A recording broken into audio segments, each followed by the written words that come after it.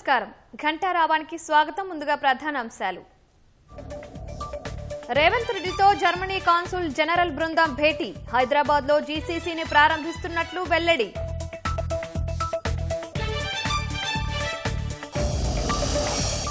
Fee reimbursement విధానంపై అధ్యయనానికి committee ప్రత్యేక ట్రస్టు ద్వారా సాధ్యాసాధ్యాలు పరిశీలన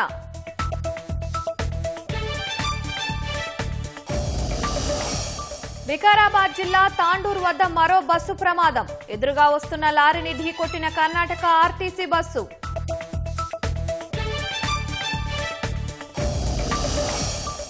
ఛత్తీస్గఢ్ బిలాస్పూర్లో ఘోర రైలు ప్రమాదం ప్యాసింజర్ గూడ్స్ ఢీ 6 మృతి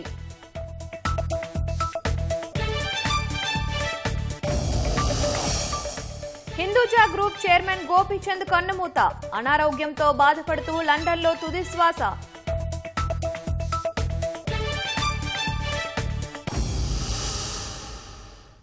ఛత్తీస్గఢ్లో ఘోర రైలు ప్రమాదం చోటు చేసుకుంది. బిలాస్పూర్లో ప్యాసింజర్ గూడ్స్ రైళ్లు ఢీకొన్నాయి. ఈ ప్రమాదంలో పలువురు మృతి చెందగా 20 మందికి పైగా గాయాలయ్యాయి. సాయంత్రం 4 గంటల సమయంలో లాల్ ఖదాన్ ప్రాంతంలో ఘటన జరిగింది. పలు రైలు బోగీలు పట్టాలు తప్పాయి. వెంటనే అప్రమత్తమైన జిల్లా యంత్రాంగం, రైల్వే యంత్రాంగం ఘటనా స్థలిలో సహాయ చర్యలు చేపట్టాయి. దెబ్బతిన్న రైలు కోచ్లను తొలగించి 4 మృతదేహాలను వెలికితీశాయి. క్షతగాత్రులను ఆసుపత్రికి తరలించాయి. ఈ ప్రమాదం వల్ల రైలు సిగ్నల్ వ్యవస్థ దెబ్బతినగా విద్యుత్ తీగలు తెగిపడ్డాయని అధికారులు వెల్లడించారు. ఆ రైలు మార్గం గుండా వెళ్లే పలు రైళ్లను రద్దు చేసినట్లు తెలిపారు. మరికొన్ని రైళ్లను దారి మళ్లించినట్లు వివరించారు.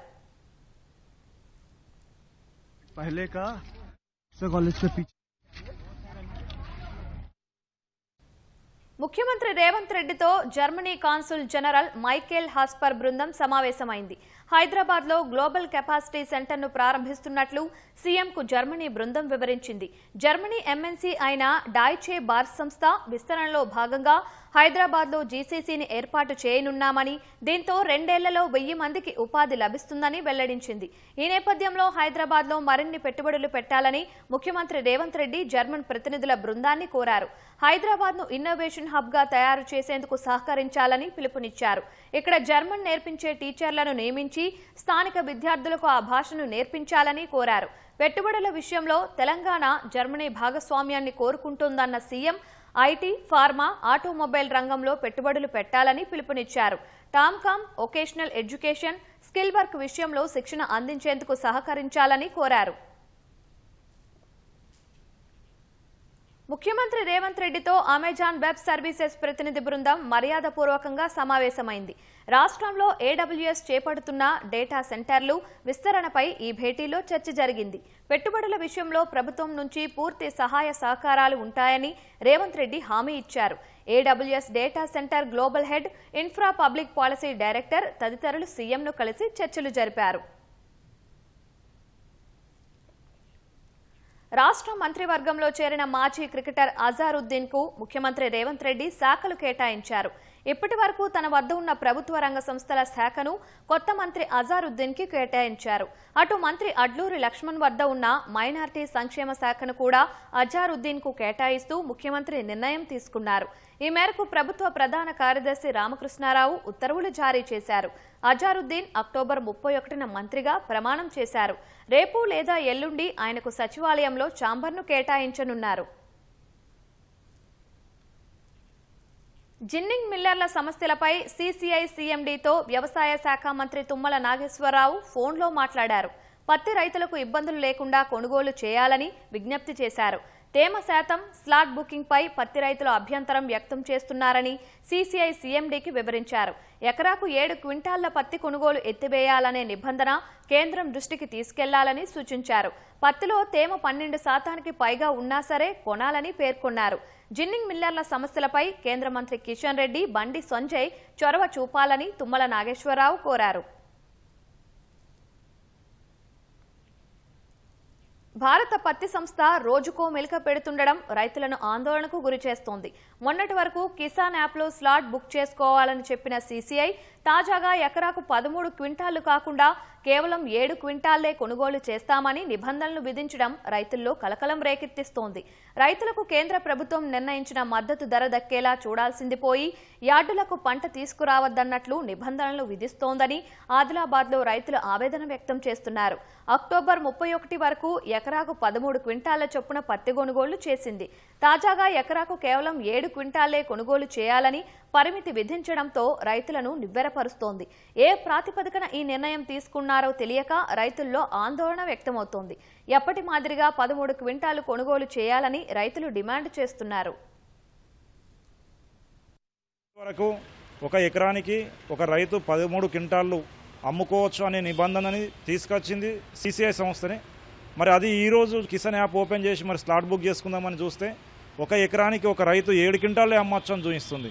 మరి దీన్ని బట్టి చూస్తూ ఉంటే ఈరోజు మాకు అమ్మవద్దు అని చెప్పకనే చెప్పుతూ మనోస్థైర్యం దెబ్బతిని మరి మార్కెట్కి రాకుండా ప్రైవేటు వ్యాపారులకి అమ్ముకోండి అని ఇండైరెక్ట్గా మాకు చెప్తా ఉంది. ఈ అధికారులే మరి ఈ నిబంధనని మళ్ళీ సడలించి 13 క్వింటాలు ఖచ్చితంగా ఒక రైతుకు ఒక ఎకరానికి కొనుగోలు చేసేట నిబంధనని మార్చాలని మనవి చేస్తా ఉన్నాం.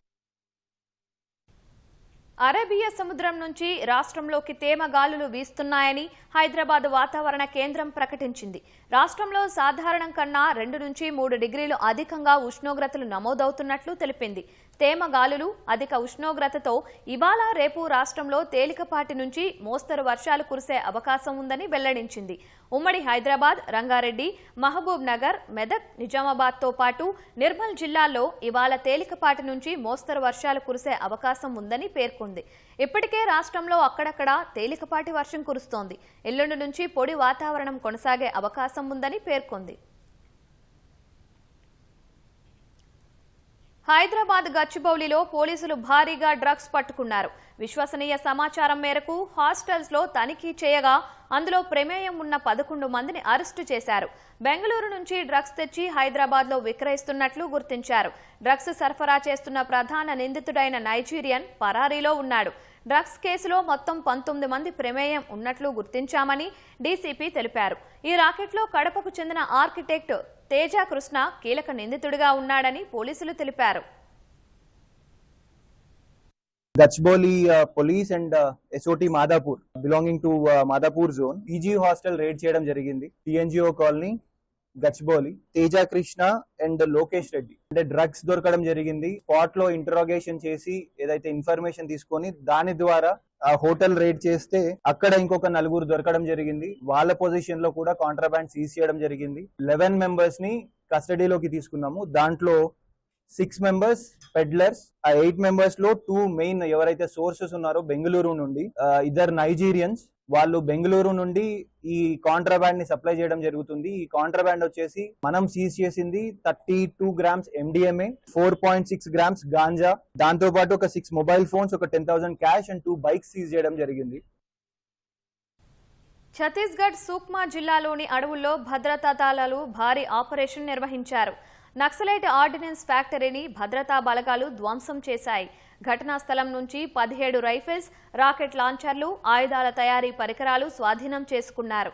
డీఆర్జీ బృందం చేసిన వ్యూహాత్మక చర్యకు మావోయిస్టు నెట్వర్క్ కు పెద్ద దెబ్బ పడింది. ఆయుధాల మరమ్మత్తు, తయారీకి రహస్య స్థావరం ఇప్పుడు శిథిలావస్థకు చేరుకున్నట్లు జిల్లా ఎస్పీ కిరణ్ వెల్లడించారు.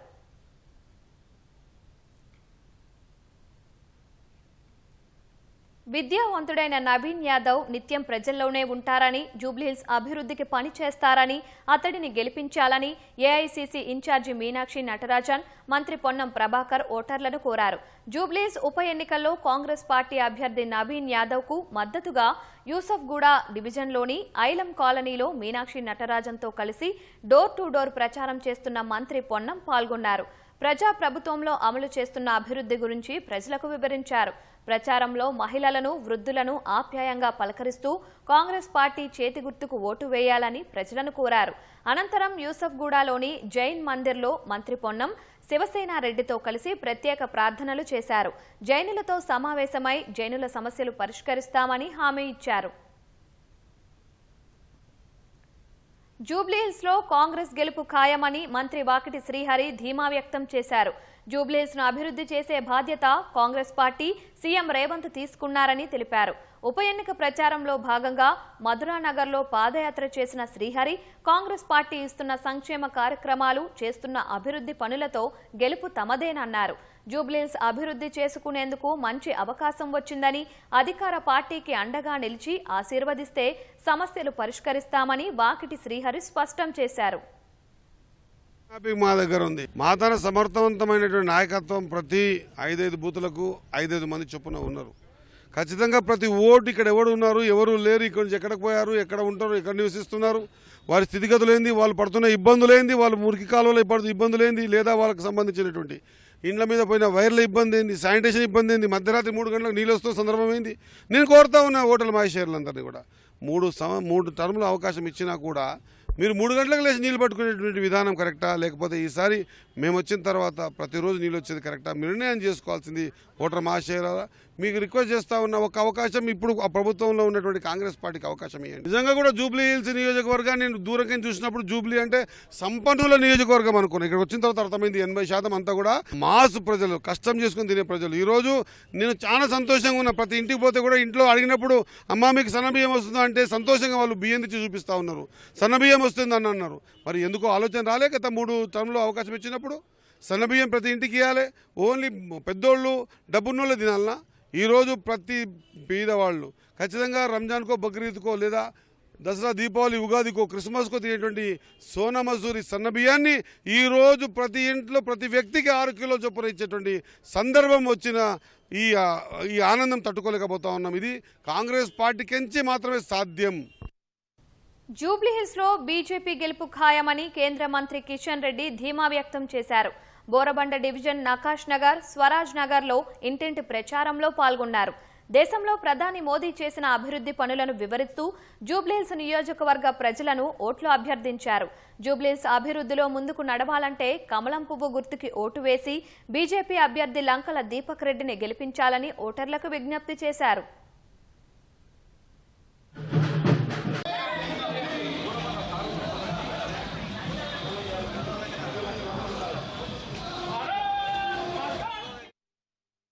వికారాబాద్ జిల్లా తాండూరు మండలంలో మరో రోడ్డు ప్రమాదం జరిగింది.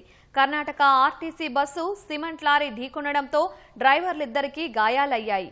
బస్సులో ప్రయాణిస్తున్న కర్ణాటకకు చెందిన 10 మంది సురక్షితంగా బయటపడ్డారు. తాండూరు చించోలి మార్గంలోని భోగిపూర్ వద్ద ప్రమాదం జరిగింది. స్థానికులు గమనించి క్షతగాత్రులను సమీపంలోని కర్ణాటకలోని కలబుర్గి సిమెంట్ కర్మాగార ఆసుపత్రికి తరలించారు. రంగారెడ్డి జిల్లా చేవెళ్ల మండలం మీర్జాగూడ గేటు వద్ద జరిగిన ఆర్టీసీ బస్సు టిప్పర్ ప్రమాద ఘటనను రాష్ట్ర మానవ హక్కుల కమిషన్ సుమోటోగా స్వీకరించింది. పత్రికల్లో వచ్చిన కథనాల ఆధారంగా విచారణకు స్వీకరించింది. డిసెంబర్ 15 లోపు నివేదిక సమర్పించాలని ప్రభుత్వాన్ని ఎస్హెచ్ఆర్సీ ఆదేశించింది. ఈ ప్రమాదం NH-163లో మౌలిక సదుపాయాల నిర్లక్ష్యం, నియంత్రణ వైఫల్యం కారణంగా జరిగినట్లు ఉందని, ఇంకా ప్రమాదాలు జరిగే అవకాశం ఉన్నందున దీనిని విచారణకు స్వీకరించినట్లు కమిషన్ పేర్కొంది. ఘటనపై NH-163 నిర్వహణ, రవాణా భద్రతకు తీసుకుంటున్న చర్యలపై రవాణా శాఖ ముఖ్య కార్యదర్శిని, కేసు దర్యాప్తు, బీజాపూర్ రహదారిలో ట్రాఫిక్ క్రమబద్దీకరించేందుకు తీసుకుంటున్న చర్యలపై వివరణపై హోంశాఖ ముఖ్య కార్యదర్శిని, క్వారీలు, గ్రవెల్ క్వారీలు, వాటి రవాణా అనుమతులు, ఓవర్లోడ్లపై తీసుకుంటున్న చర్యలపై నివేదిక ఇవ్వాలని భూగర్భ గనుల శాఖల ముఖ్య కార్యదర్శులను ఆదేశించింది. జాతీయ రహదారులు ప్రాంతీయ అధికారి, రంగారెడ్డి జిల్లా కలెక్టర్, ఆర్టీసీ ఎండీకి కూడా నోటీసులు జారీ చేసింది. నివేదికలను డిసెంబర్ 15 లోపు పంపాలని ఆదేశాలు జారీ చేసింది. చేవెళ్ల మండలం మీర్జాపూర్ వద్ద జరిగిన బస్సు ప్రమాద స్థలాన్ని డీజీపీ శివధర్ రెడ్డి పరిశీలించారు. ప్రమాదానికి రోడ్డుపై ఉన్న గుంతనే కారణమని అంచనా వేస్తున్నట్లు ఆయన తెలిపారు.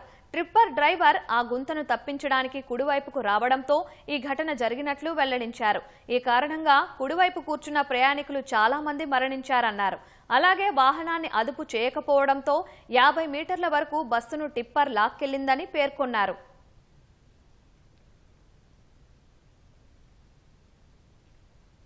తాండూరు హైదరాబాద్ వెళ్లే రోడ్డును బాగు చేయాలని స్థానికులు పెద్ద ఎత్తున ధర్నా చేపట్టారు. ప్రతిరోజు రోడ్డు ప్రమాదాలు జరిగి ప్రాణాలు పోతున్నా పాలకులు పట్టించుకోవడం లేదని విమర్శించారు. తాండూరు హైదరాబాద్ మార్గంలోని విలియం మూన్ పాఠశాల కూడలి వద్ద నిరసన వ్యక్తం చేస్తూ రోడ్డుపై బైఠాయించారు. దీంతో అటుగా వెళ్తున్న వాహనాల రాకపోకలకు అంతరాయం ఏర్పడింది. వివిధ పార్టీ నాయకులు వారి ధర్నాకు మద్దతు తెలిపారు. తాండూరు నుంచి దారూర్, మన్నెగూడ, హైదరాబాద్ మీదుగా ప్రతిరోజు లక్షలాది వాహనాలు హైదరాబాద్కు రాకపోకలు సాగిస్తున్నాయని, ప్రాణాలు అరచేతిలో పెట్టుకుని ప్రయాణం చేయాల్సి వస్తోందని ఆవేదన వ్యక్తం చేస్తున్నారు. చేవెళ్ల మీర్జాగూడ వద్ద జరిగిన రోడ్డు ప్రమాదం రోడ్డు సరిగా లేకపోవడమే కారణమని అన్నారు. దీనిపై సంబంధిత శాఖ అధికారులు, ప్రభుత్వం, ఎమ్మెల్యేలు స్పందించాలని కోరారు.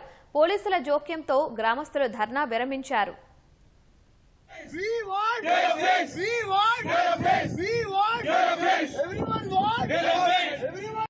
దుర్ఘటన జరిగింది. అయినా మరి అధికారంలో ఉన్న నాయకులకు మరి అదేవిధంగా ప్రజాప్రతినిధులకు మరి ఎందుకు ప్రజల పక్షాన నిలవలేకపోతున్నారు, వాళ్ళు ఎందుకు వాళ్ళకి ఒత్తిడి ఏముండదో తెలుస్తలేదు. కాబట్టి మనమందరం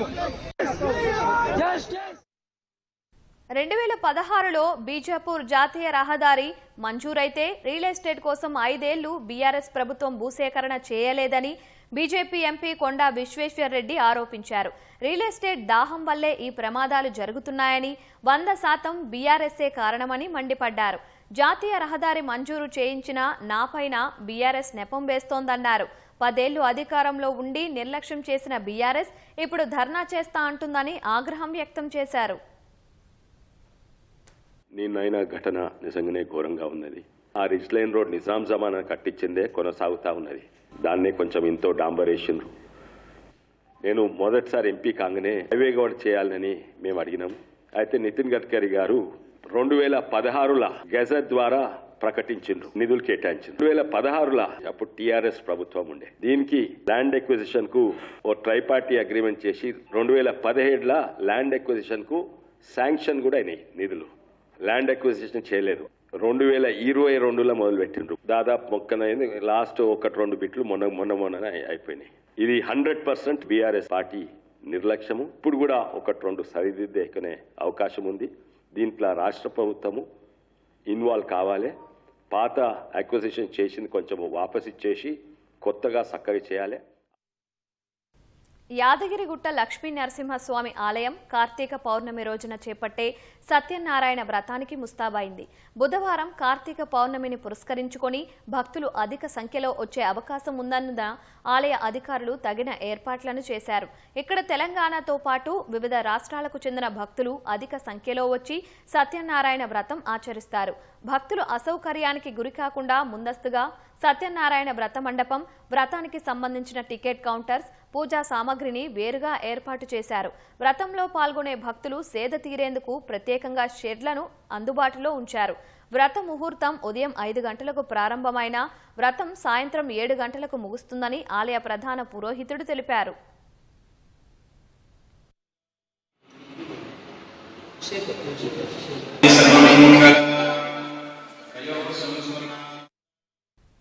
జయశంకర్ భూపాలపల్లి జిల్లా రేగొండలో రెండో తిరుపతిగా పిలుచుకునే తిరుమలగిరి వెంకటేశ్వర స్వామి బ్రహ్మోత్సవాలు ఘనంగా ప్రారంభమయ్యాయి. ఉత్సవాల్లో భాగంగా ప్రత్యేకంగా అలంకరించిన రథంలో స్వామివారి ఊరేగింపు కార్యక్రమాన్ని నిర్వహించారు. కొండపై సొరంగంలో వెలసిన వెంకటేశ్వర స్వామి బ్రహ్మోత్సవాల్లో పాల్గొనేందుకు ప్రతి ఏటా భక్తులు అధిక సంఖ్యలో వస్తారు. భక్తుల రద్దీని దృష్టిలో ఉంచుకొని ఆలయ అధికారులు చేస్తున్న ఏర్పాట్లను జిల్లా కలెక్టర్ రాహుల్ శర్మ, స్థానిక ఎమ్మెల్యే గండ్ర సత్యనారాయణరావు, ఎస్పీ కిరణ్ ఖరేలు పరిశీలించారు. భక్తులు అధిక సంఖ్యలో వచ్చే అవకాశం ఉన్నందున ఎలాంటి అవాంఛనీయ సంఘటనలు జరగకుండా పోలీస్ బందోబస్తును పటిష్టంగా ఏర్పాటు చేయాలని కలెక్టర్ రాహుల్ శర్మ సూచించారు.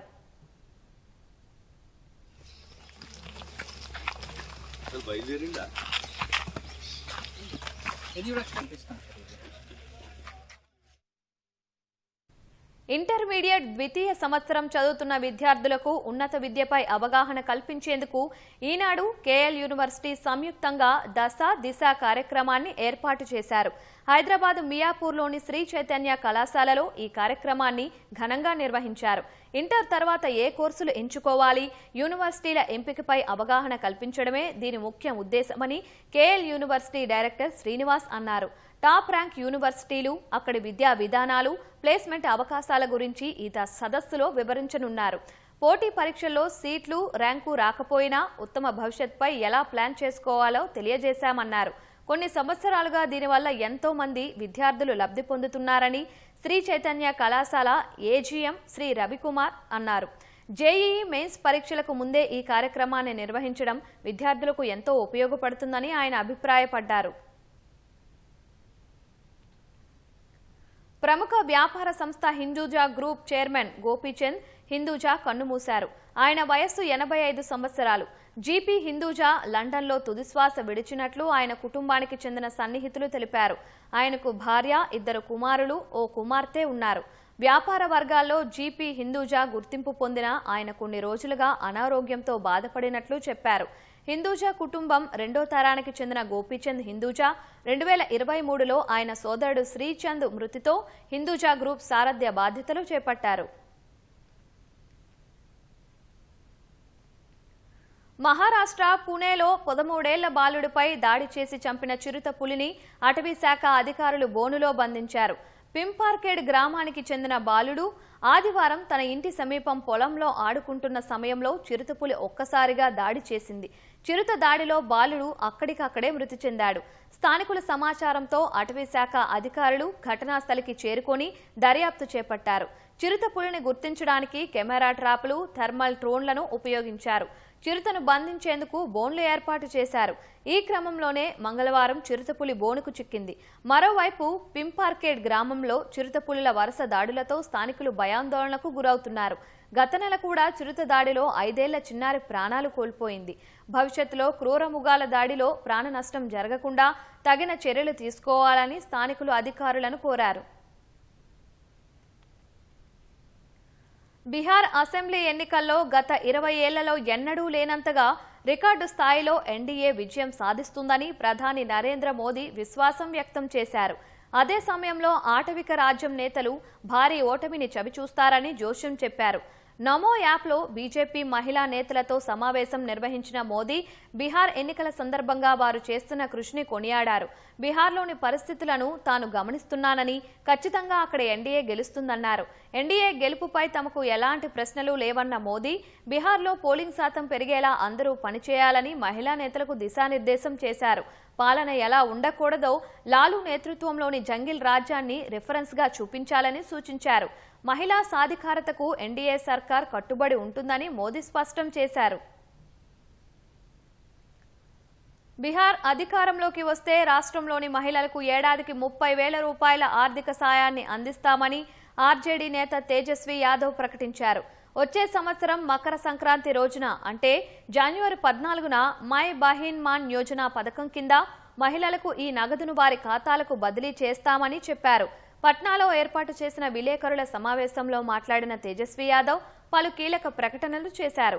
కనీస మద్దతు ధరతో పాటు రైతులకు బోనస్గా క్వింటాలు వరకు 300 రూపాయలు, గోధుమలకు 400 రూపాయలు చెల్లిస్తామన్నారు. పోలీసు సిబ్బంది, ఆరోగ్య కార్యకర్తలు, ఉపాధ్యాయులు వంటి అన్ని రకాల ప్రభుత్వ సిబ్బందికి వారి సొంత జిల్లాల నుంచి 70 కిలోమీటర్ల పరిధిలో నియామకాలు అందేలా చర్యలు తీసుకుంటామని తేజస్వి యాదవ్ వెల్లడించారు. इस बार बदलाव का है, परिवर्तन का है और इस बार बिहार की जनता जो है 20 साल पुरानी जो सरकार चल रही है उसको उखाड़ फेंकने का काम करेगी। माँ बहनों के मांगों पर सरकार बनते ही 14 जनवरी मकर संक्रांति के दिन माँ बहन मान योजना के तहत पूरे 1 साल का 30,000 रुपया माता और बहनों के खाते में हम लोग डालने का काम करेंगे। ఓటర్ల జాబితా ప్రక్షాళనలో భాగంగా కేంద్ర ఎన్నికల సంఘం 9 రాష్ట్రాలు, 3 కేంద్ర పాలిత ప్రాంతాల్లో ప్రత్యేక సమగ్ర సవరణ ఎస్ఐఆర్ చేపట్టింది. ఈ మేరకు బూత్ లెవెల్ ఆఫీసర్లు ఓటర్ల వివరాలను సేకరిస్తున్నారు. ఓటర్ల వివరాలను ఈసీ డిసెంబర్ 4 వరకు సేకరించనుంది. ఈ జాబితాలో పశ్చిమ బెంగాల్, తమిళనాడు, కేరళ, ఉత్తరప్రదేశ్, రాజస్థాన్, మధ్యప్రదేశ్, గుజరాత్, గోవా, ఛత్తీస్గఢ్, అండమాన్ నికోబార్ దీవులు, లక్షద్వీప్, పుదుచ్చేరి ఉన్నాయి. ఈ రాష్ట్రాలు కేంద్రపాలిత ప్రాంతాల్లో మొత్తం 51 కోట్ల మంది ఓటర్లు ఉన్నారు. డిసెంబర్ 9న సవరించిన ఓటర్ల జాబితా ముసాయిదాను ఈసీ విడుదల చేసింది. వచ్చే ఏడాది ఫిబ్రవరి 7న తుది ఓటర్ల జాబితా ప్రచురణతో ఎస్ఐఆర్ ముగియనుంది. పశ్చిమ బెంగాల్, తమిళనాడు, కేరళ, పుదుచ్చేరిల్లో 2026లో అసెంబ్లీ ఎన్నికలు జరగనున్నాయి. అసోంలోనూ వచ్చే ఏడాది ఎన్నికలు ఉండగా అక్కడ ఎస్ఐఆర్ కోసం ప్రత్యేక తేదీని ప్రకటిస్తామని సిఈసి జ్ఞానేష్ కుమార్ ఇటీవల వెల్లడించారు. ప్రత్యేక ఓటరు జాబితా సవరణకు వ్యతిరేకంగా తృణమూల్ కాంగ్రెస్ కోల్కతాలో భారీ ప్రదర్శన నిర్వహించింది. ఆ పార్టీ అధినేత్రి మమతా బెనర్జీ సారథ్యంలో ఈ ర్యాలీ జరిగింది. ఈసీని పూర్తిగా రాజీ పడిన సంస్థగా, ఎస్ఐఆర్ను మోసపూరిత పనిగా టీఎంసీ అభివర్ణించింది. బీజేపీ ఎన్నికల సంఘం కలిసి జరిపే కనిపించని నిశ్శబ్ద రిగ్గింగ్ అని పేర్కొంది. అయినప్పటికీ 2026లో జరిగే పశ్చిమ బెంగాల్ అసెంబ్లీ ఎన్నికల్లో టీఎంసీ విజయం సాధిస్తుందని ఆ పార్టీ నేత డెరెక్ ఒబ్రాయిన్ ధీమా వ్యక్తం చేశారు. ఈ మేరకు సామాజిక మాధ్యమం ఎక్స్లో ఆయన ఓ పోస్టు పెట్టారు. 2011, 2016, 2021 అసెంబ్లీ ఎన్నికల్లో, 2014, 2019, 2024 లోక్సభ ఎన్నికల్లో టీఎంసీ వరుసగా గెలుపొందినట్లు తెలిపారు. టీఎంసీపై ప్రజలు విశ్వాసం ఉంచారని చెప్పారు. రెండో విడతలో బెంగాల్ సహా 12 రాష్ట్రాలు, కేంద్రపాలిత ప్రాంతాల్లో ఎస్ఐఆర్ నిర్వహించనున్నట్లు ఈసీ ప్రకటించింది. బంగాల్లో నవంబర్, ఫిబ్రవరి మధ్య అసెంబ్లీ ఎన్నికలు జరిగే అవకాశం ఉంది. హర్యానాలోని ఫరీదాబాద్లో 17 ఏళ్ల బాలికను తుపాకీతో కాల్చిన దుండగుడి కోసం పోలీసులు విస్తృతంగా గాలిస్తున్నారు. ఘటనా స్థలిలోని సీసీటీవీ దృశ్యాల ఆధారంగా నిందితుడిని గురుగ్రామ్కు సమీపంలో సర్మత్లా గ్రామానికి చెందిన జతిన్ ముగ్లంగా గుర్తించారు. సోమవారం సాయంత్రం ఓ లైబ్రరీ నుంచి బాలిక ఇంటికి వెళ్తున్న క్రమంలో బైక్పై వచ్చిన దుండగుడు ఆమెను అతి సమీపం నుంచి కాల్చాడు. ఆ తర్వాత అదే బైక్పై పారిపోయాడు. ఈ ఘటనలో బాలిక భుజం, పొట్ట భాగంలోకి 2 బుల్లెట్లు దూసుకెళ్లాయి. గమనించిన స్థానికులు ఆమెను సమీపంలోని ఆసుపత్రికి తరలించారు. ప్రస్తుతం బాలిక ఆరోగ్యం నిలకడగానే ఉందని తెలుస్తోంది. ఓ కళాశాలలో బాలిక ఇంటర్మీడియట్ 2వ సంవత్సరం చదువుతున్నట్లు తెలుస్తోంది. బాలిక వెళ్తున్న లైబ్రరీలోనే కొన్ని నెలల క్రితం నిందితుడు చేరినట్టు నిర్వాహకులు తెలిపారు. ఎప్పుడూ ఆమె వెంట పడుతూ వేధించేవాడని పేర్కొన్నారు. కొన్ని రోజులకే అతడి మెంబర్షిప్ రద్దు చేసినట్టు చెప్పారు. ఈ క్రమంలోనే బాలికపై కాల్పులకు పాల్పడినట్టు చెప్పారు.